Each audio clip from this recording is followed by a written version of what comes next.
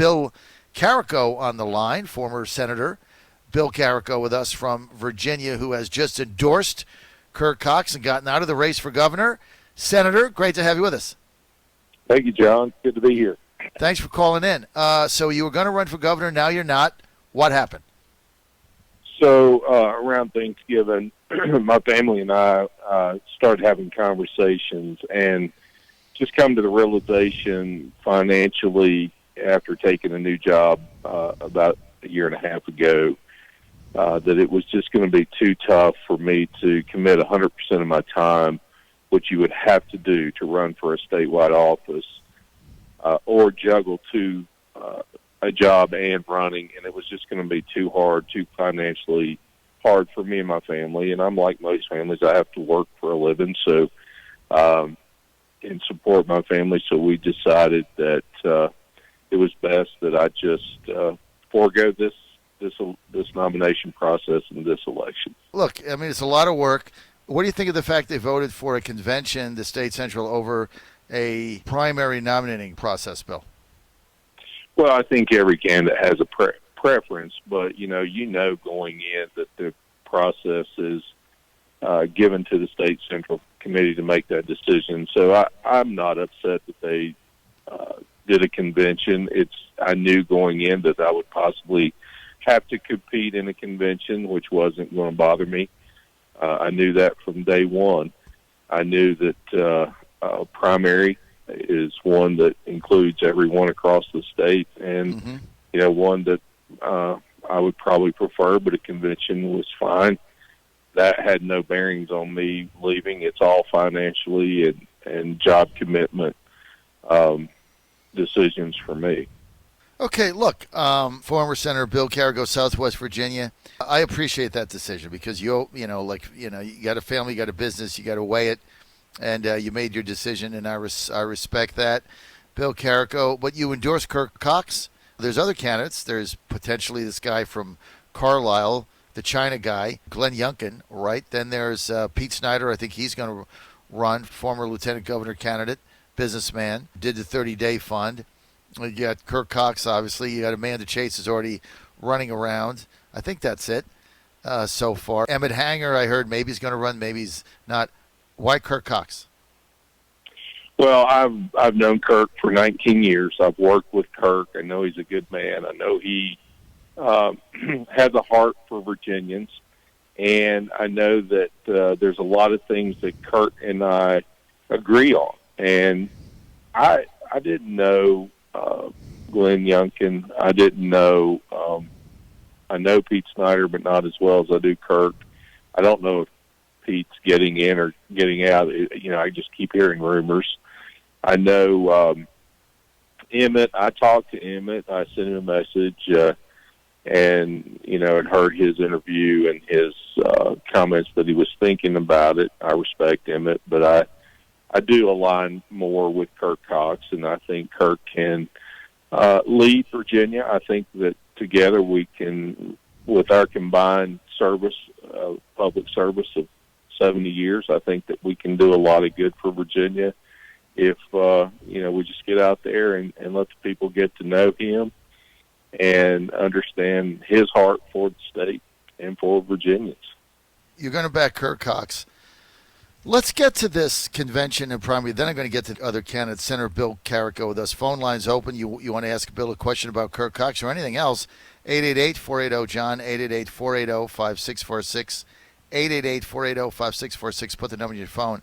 So, Bill, let me ask you this straight out. So they go to a convention. As you know, I'm pro-primary. I hate conventions. I think they've destroyed the party, and they're going to continue to do so. In fact, there's an argument that I would make that say there really isn't a party, but whatever.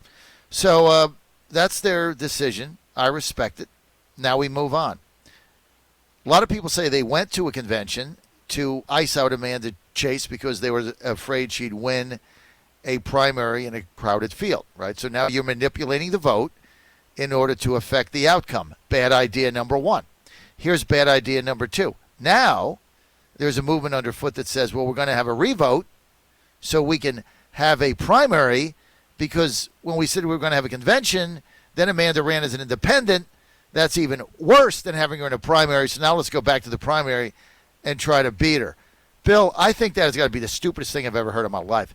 Because if they do that, basically they make a decision based on Amanda. Then they make a second decision based on how Amanda reacts to that. And so if they do that, Bill, let me ask you this. Why have a party? Why not just turn the thing over to Amanda Chase, give her the keys, tell her she's the nominee, and we'll all go home? Because if you change it again, Bill, Amanda Chase basically runs the party, right? How do you change it again based on that she decides to run as an independent? How do you do that? Well, I don't think you can. I don't think you can go back and change it, because once you make a decision, just like me making the decision not to run and endorse Kirk, that'd be like saying I changed my mind tomorrow and I'm going to run and unendorse Kirk. You just can't do that stuff. I just think that, allowing a candidate to manipulate what your decisions are as a party is the wrong thing to do. Mm-hmm. Look, I was willing to run either in a convention or in a primary. Mm-hmm. I knew that was the possibility. She mm-hmm. knew that was the possibility. She even said it when she announced. And now for her to pull out and run independent is outrageous. That shows that she's not committed to the Republican cause, to conservatism, because, number one, if she really, truly believed, and her comments were that she was tired of the way the Democrats were running the state, she would have stayed in and she would have challenged it. And if she would have won, she would have won. If she didn't, she would have been out. And I just don't think as a party you can back down to any candidate, me or anyone else. You have to make a decision and you got to stick to it. I agree with you, Bill. I think changing this back to a primary, again reacting to another Amanda Chase chess move, really would show complete fecklessness. And as I said again, you might as well just turn the party over to her, anoint her as the nominee, and we can all go home if you continue to do that. I mean, look, I don't like conventions. I'd rather have a primary, as everyone knows. But now that they've cast the die, I think you can't go back and change it based on the fact that she threatens in Virginia to run as an independent. Now, look, Bill, Carrico, number one, she's got every right to try to get the signatures and do what she wants, right? Sure. So, sure. Yeah, I mean, she has the right, and I said that on Twitter. She's got every right to run as an independent. But what you just said nailed it. If she's really serious about change in Virginia, all her independent candidacy is going to do is ensure that Terry McAuliffe, Justin Fairfax, Carolyn Foy, Jennifer McClellan, whoever the nominee is on the Democratic side, wins in a landslide. That's all it means. And so they'll continue to get power. So I don't see how that is at any way consistent in anything that Amanda Chase has said. So I think it's a dumb idea. She can't win. It becomes disruptive, right? But here's the other thing. Why doesn't she, if she's so powerful, you're right, you nailed it. If she's so good, and I think she's got a following, I said she's the favorite, run in a convention. I hate them too, but if I'm going to run for governor, and that's the path they choose, go compete. Go get your delegates. Not like she's not been down this pony show before. Get your delegates, get your grassroots people out, compete, and win.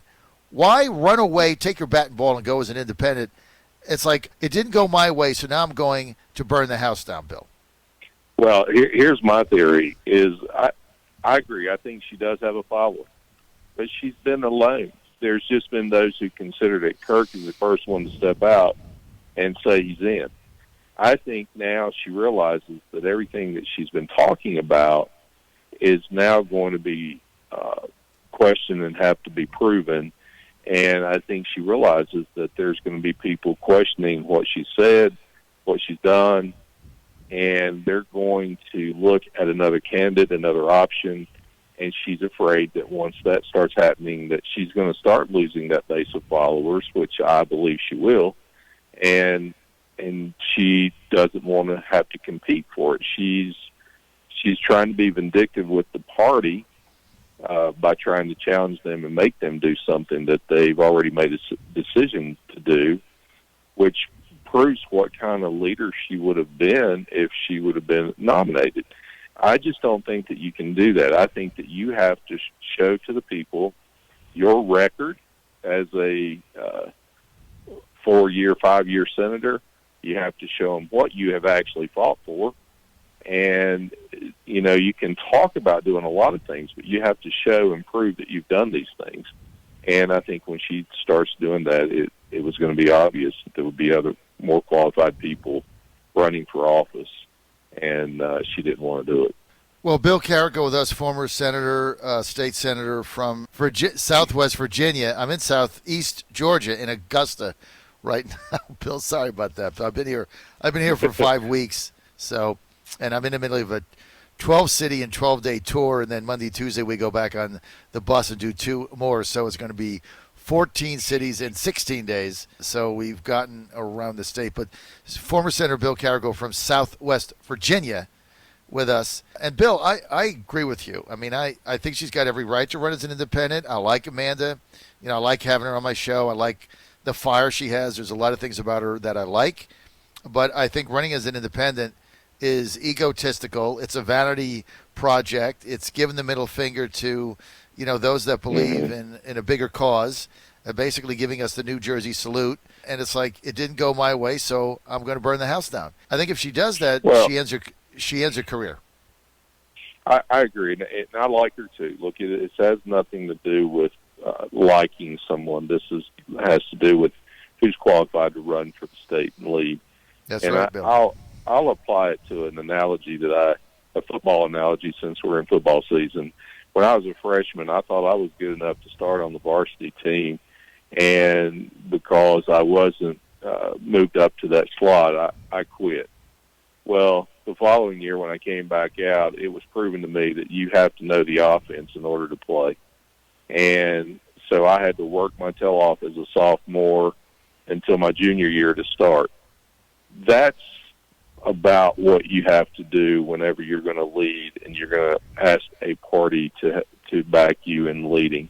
You have to understand what the team is about, and you have to work hard, and you got to work with that team and ensure that you can be the one that they trust to be the leader. And I don't think she's wanting to do that. She just wants to quit and run independent, and that's just not a way that I think that you lead Virginia. I agree with you. I think it's a vanity project, egomania, and it's all about Amanda now. I hope she reconsiders. I think it's a bad idea, and I think it's a bad idea for her and her followers and those that like her and respect that she's a fighter. I think if you're going to be a fighter, Amanda, I got a news flash for you. You want to be a fighter, right? You want to do Facebook tweets and Facebook videos, you want to do social media, and you want to do Twitter and tell everybody what a fighter you are, and you want to go on my radio show and others, that's fine. But now you got to really fight. See, now it's no longer words and posts and videos and Facebooks in the car and all that stuff. Now it's real. Now it's game on. If you're going to fight, enter the convention, get your delegates, fight for them, make your speech, unassembled convention, play by the rules, the card that was handed to you, and win. That's what a fighter does. They don't quit and run away. So a lot of words from Amanda, a lot of social media, a lot of Facebook, a lot of nonsense, right? Now, either you're going to fight or you're not. You want to fight? Get in the convention, battle Kirk Cox, battle Pete Snyder, battle the guy with the China company that shipped all our jobs over there, whatever his name is, battle him if he's in it. Go fight. And if you're that good, you win. If you're not, you lose, and it is what it is. Right, Bill? Right. That's exactly right. At this point in time, and the reason I made the decision now is everybody who's thinking about this, it's either put up or shut up. We've got to get out there, and we've got to get the people knowing us, because Virginia is not an easy state to win. Yep. It's winnable, but we have got to come together. And I wanted to show that I can unite. I can put differences behind me. We don't have to be divided all the time. We can unite, and we can win in Virginia. We've just got to come together and do it. Bill Carrico, I want to thank you for being with us, former state senator, Southwest Virginia. Bill, thank you. We look forward to having you on more as we go through this process. Bill, thank you.